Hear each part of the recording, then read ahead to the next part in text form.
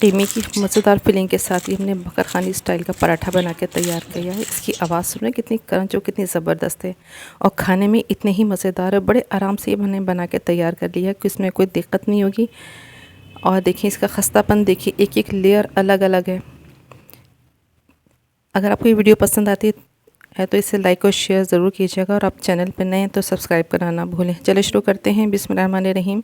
1.5 cup मैंने मैदा ले लिया, इसको छान लिया है। छानना मैदे को बहुत ज़रूरी है। इसमें जब एयर आ जाती है ना तो जो भी चीज़ हम बनाएं ना वो बहुत ही अच्छी बन के तैयार होती है। इसमें मैंने 1 टीस्पून पिसी हुई चीनी डाली है। आप चाहें तो दानेदार चीनी भी डाल सकते हैं। 1 पिंच नमक और हाफ़ कप मैंने घी डाला है। ऑयल नहीं जाएगा इसके अंदर क्योंकि इसका खस्तापन जो है ना वो घी से ही आएगा। हाफ़ कप भर के मैंने घी ले लिया है। ये देखिए इसको अच्छी तरह से पहले मैंने मिक्स कर लिया। फिर नीम गर्म पानी के साथ, क्योंकि सर्दियों का मौसम है ना तो मैदा ज़रा आराम से अच्छा सा गुंद जाता है। इसके साथ थोड़ा थोड़ा पानी डाल के मैंने नीम गर्म पानी मैंने इसको नीड कर लिया है। शुरू में ज़्यादा चिपचिपा सा होगा लेकिन थोड़ी देर के बाद ये बिल्कुल सेट हो जाएगा। इसको तकरीबन 15 मिनट का रेस्ट दिया मैंने। 15 मिनट के बाद थोड़ा सा घी से ग्रीस किया और इसको पलट के दोबारा से नीट किया। 4-5 मैंने इस तरह मुक्की लगाई है इसमें, तो ये अच्छा सा और सॉफ्ट सा आप देख सकते हैं कितना अच्छा सा स्मूथ सा हो गया। फिर मैं थोड़ा सा ग्रीस करके और मैं 10-15 मिनट का दोबारा से रेस्ट दूँगी। रेस्ट देना बहुत ज़रूरी है। इसके बाद हम इसकी फिलिंग तैयार करते हैं। पैन में थोड़ा सा मैंने घी ले लिया है। इस जगह आप ऑयल भी ले सकते हैं। इसमें मैंने 250 ग्राम कीमा, चिकन का कीमा है, आप कोई सा भी कीमा ले सकते हैं, मटन या बीफ भी ले सकते हैं। इसको मैंने इसमें अच्छी तरह से वाइट की तरफ जब तक आता है उस वक्त तक मैं इसको पलट के पकाती रहूँगी। देखें बिल्कुल वाइट की तरफ आ गया है। अब मैं इसमें कुछ मसाले डालूँगी इसकी फिलिंग के लिए जो कि बहुत ही मज़ेदार होंगी। इसमें नमक डाला है 1 टीस्पून, सूख मिर्च डाली है 1 टीस्पून, पिसा हुआ धनिया 1 टीस्पून, कुटा हुआ धनिया 1 टीस्पून और 1 टीस्पून ही इसमें लहसुन मैंने कूट के डाला है। इसको मिक्स कर लूँगी और 1 पिंच मैंने हल्दी का डाला है इसके अंदर। थोड़ा सा मसाले के साथ भून लेंगे इसको ताकि इसका कच्चापन ख़त्म हो जाए मसालों का। ये अच्छी सी खुशबू आनी शुरू हो जाएगी। अब मैं इसको पकाने के लिए 1 कप पानी डालूँगी ताकि अच्छा सा पक जाए और गल जाए। हाफ तो गल ही चुका है। इसके साथ भूनते भूनते ही थोड़ा सा इसको रेस्ट दे देंगे, पकने के लिए छोड़ देंगे।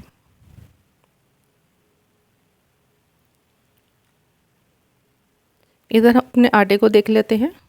अच्छा सा स्मूथ सा हो गया। मैं आपको दिखाती हूँ, देखिए कितना अच्छा सा ये बेहतरीन सा बन के तैयार हो गया। अब मैं इसके पेड़े तोड़ लूँगी, 4 या 5 जितने भी आप बनाना चाहें। मैंने तो 4 पेड़े बनाए थे। इसको एक जैसे इक्वल कर लेंगे क्योंकि पेड़ों का भी रस देना ज़रा ज़रूरी होगा। इस तरह से मैंने इक्वल पेड़े बना के इस तरह से गोल गोल बना के और थोड़ा सा इसको घी के साथ ग्रीस कर लिया और मैंने थाली को भी ग्रीस कर लिया ताकि ये चिपके नहीं इसके ऊपर। पेड़ों को भी थोड़ा सा रेस्ट मिल जाएगा। जब तो हम अपने कीमे को देख लेते हैं। मैदे को रेस्ट देना हर बार बहुत ज़रूरी होता है क्योंकि जितना अच्छा से इसको रेस्ट मिलेगा ना उतनी अच्छा ये चीज़ जो भी हम बनाएंगे वो चीज़ बन के तैयार होगी। कीमे में थोड़ा सा पानी रह गया, इसको मैंने बीच में भी एक दफ़ा और पलट लिया था और घुमा के देख लिया था इसको। इतना ही पानी जब बाकी रह जाएगा ना तो हम इसमें कुछ मसाले शामिल करेंगे। थोड़ा सा इस पानी को और खुश कर लेंगे और हाथ से ये दबा दबा के इसकी गुठलियाँ तोड़ लेंगे। अब इसमें मैंने चॉप किया हुआ अदरक डाला है। इस पॉइंट पे ये बहुत ही मज़ा देगा। एक छोटी सी प्याज थी, इसको मैंने चॉप करके इसमें डाल लिया है क्योंकि इनको बहुत ज़्यादा पकाना नहीं है, सिर्फ हल्का सा कुक करना है ताकि इसका टेस्ट इसमें बाकी रहे। इसको गलाना नहीं है। थोड़ी सी मेथी की पत्तियाँ ले ली हैं, ग्रीन पत्तियाँ हैं। अगर आपके पास ड्राई मेथी हो तो आप ड्राई मेथी भी डाल सकते हैं। इससे बहुत अच्छा सा इसका फ्लेवर आ जाता है। इसको थोड़ा सा कुक कर लेंगे। पानी तकरीबन खुश्क होने वाला है। इसके साथ बहुत अच्छी से ये बन के तैयार हो जाएगी। पानी थोड़ा सा और ड्राई करेंगे। बहुत मामूली सा इसके अंदर पानी रह गया है, इसको अच्छी तरह से ड्राई कर लेंगे। अब हम इसमें डालेंगे 1 टीस्पून मैदा जो कि इसको अच्छा सा बाइंड करेगा क्योंकि जब हम इसकी फिलिंग करेंगे ना तो इसको बाइंडिंग करने में इसकी हेल्प करेगा, बिखरेगा नहीं। इससे पहले हम डालेंगे 1 टीस्पून मैंने गरम मसाला डाला है। अब इसका फ्लेवर बहुत ही अच्छा आ जाएगा। ये मैदा डाला मैंने, 1 टीस्पून ही डालना है, ज़्यादा नहीं डालना है इसके अंदर क्योंकि थोड़ा सा नमी बाकी है। कीमे की नमी को भी ये जब्स कर लेगा और थोड़ा सा कुक भी हो जाएगा इसके साथ। ये आप देख सकते हैं कीमा बिल्कुल खुश्क है, इसमें बिल्कुल भी कोई घी या ऑयल ज़्यादा नहीं है। बिल्कुल एंड में मैं हरी धनिया की पत्तियाँ इस पर डालूँगी। इसको बहुत ज़्यादा कुक नहीं करना, फ्लेम मैंने बिल्कुल ऑफ़ कर दिया है और इसको घुमाते हुए मैं अब उतार के ठंडा करने के लिए रख देती हूँ। 10-15 मिनट तक, जब तक ये फिलिंग बिल्कुल ठंडी हो जाती है ना, तो मैंने फिर पेड़ों को खोल के देखा। ये देखें कितना अच्छा से पेड़ सेट हो चुके हैं सारे। यही पॉइंट सबसे ज़्यादा अहम है, हमने इसको किस तरह से बाइंड करना है। ये देखिए इस तरह से हथेली से हम फैलाएंगे। ये पेड़ इतनी अच्छी तरह से सेट हो चुके हैं कि बिल्कुल हथेली से ही, उंगलियों की फिंगर की टिप से ही ये बिल्कुल सेट हो रहे हैं। सरफेस को मैंने घी से ग्रीस कर लिया और बेलन से मैं इसको आहिस्ता आहिस्ता से इस तरह फैलाऊंगी। इसको लंबाई का शेप देना है हमने, क्योंकि जब हम फिलिंग करेंगे ना, आपको बताऊंगे कि किस तरीके से करनी है। बाकी का मैंने हाथ से फैला लिया और देखें ये इतनी पतली सी रोटी सी बन के तैयार होगी। अब हम फिलिंग रखेंगे कीमे को। तो जो गुठलियाँ सी थी ना, मैंने हाथ से मसल के बारीक कर ली थी, ताकि ये मोटी मोटी सी फील ना हो और अच्छी सी ये इसके अंदर सेट हो जाए। और जितनी फिलिंग इसके अंदर आती है ना, आप इसमें सेट कर लें। इस रुख पे हम करेंगे ना, तो ये देखिए इस तरीके से हम आहिस्ता आहिस्ता प्रेस करके इसको पलटते जाएंगे और साथ घी से ग्रीस भी करते जाएंगे। घी से ग्रीस करना बहुत ज़रूरी है, क्योंकि इससे जो है ना, इसका खस्तापन नुमाया होता है। ऑयल से इतना ज़्यादा खस्तापन नहीं आएगा, क्योंकि बिल्कुल बाकर ख़ानी जैसी बन के तैयार होगी। इस तरह से पलट पलट के मैंने तमाम एक स्ट्रिप से बना लिए। अब मैं इसको फैलाती किस तरह हूँ, ये नरम हाथ से आप इसको दबा दबा के लंबाई में खींचते जाएंगे। दोनों तरफ से ग्रीस हो जाएगा ना, तो बहुत आराम से ये खींचता चला जाएगा। इस तरह सॉफ्ट सॉफ्ट हाथ से हम खींचेंगे, ताकि ये पराठा हमारा फटने भी ना पाए। और अच्छा सा ये जब हम इसको रोल करें ना, तो बहुत सारे रोल बने, इसकी लेयर्स बहुत ज़्यादा बनेंगी। ये देखिए इस तरह से खींच खींच के मैंने इसको आहिस्ता आहिस्ता नरम नरम हाथ से इसको लंबाई में लेके आ गई हूँ। अभी मैं दूसरे रुख से दिखाती हूँ आपको। अच्छा खासा ये लंबी सी स्ट्रिप तैयार हुई है। ये देखें इस तरह से, और आहिस्ता आहिस्ता खींच के जहाँ तक हो सकता है ये आप इसको खींच सकते हैं। अगली साइड से मैंने इसको पलट दिया था, जहाँ इसका जॉइंट है इसको मैंने अंदर की तरफ कर लिया। थोड़ा सा और घी लगाया इसकी लेयर्स में, ताकि लेयर्स इसकी खुलने में बहुत आसानी हो जाए।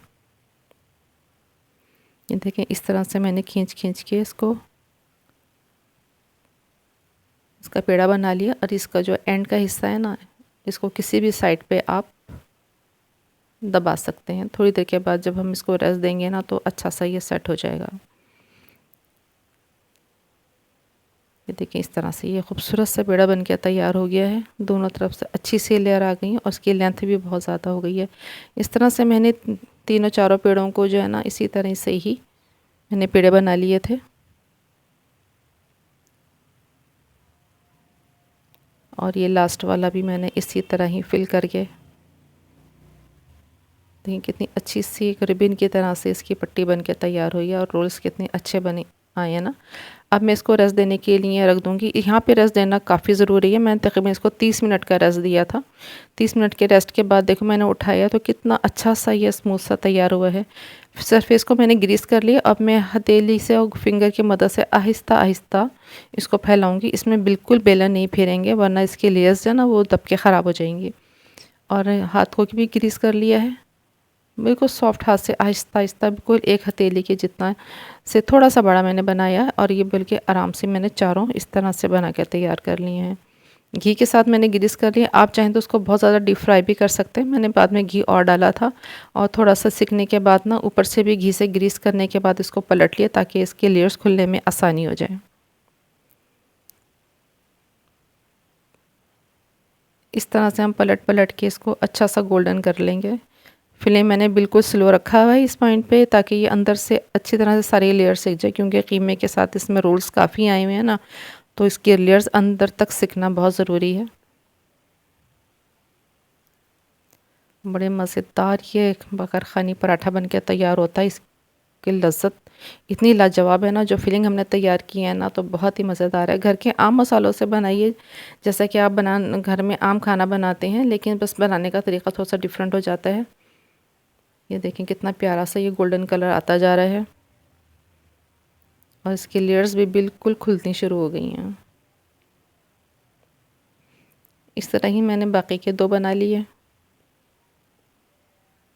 आपको इस फ्रेंड पे ये रेसिपी पसंद आती है तो इसको लाइक और शेयर ज़रूर कीजिएगा। अगर आप चैनल पर नए हैं तो सब्सक्राइब करना ना भूलिएगा। ये खस्ता बाकर ख़ानी पराठा बन के तैयार है। इसकी लेयर्स देखें कितनी ज़बरदस्त शानदार आई हैं और सिकाई कितनी ज़बरदस्त हुई हुई है और कितना क्रंच बन के तैयार हुआ है कि आप जब तक इसको इस तरीके से नहीं तोड़ेंगे ना तो आप खा भी नहीं सकते, क्योंकि इसको पहले इस तरह से कुचल के इस तरह से तोड़ना ज़रूरी होगा। रमज़ान की इफ्तार और सहर के लिए ज़बरदस्त रेसिपी है। आप इसको बना के पहले से तैयार करके रख लें। इसको फ्रीज़ करना भी बहुत आसान है। हाफ़ कुक करके आप इसको फ्रीज़ कर सकते हैं और जब सहर और इफ्तार में बड़े आराम से आप इसको फ्राई कर सकते हैं। शाबाना और रजब के रोज़ों में आप इसको ट्राई करें और रमज़ान में इसको एंजॉय करें। Thank you for watching 110 foods. अल्लाह हाफ़िज़।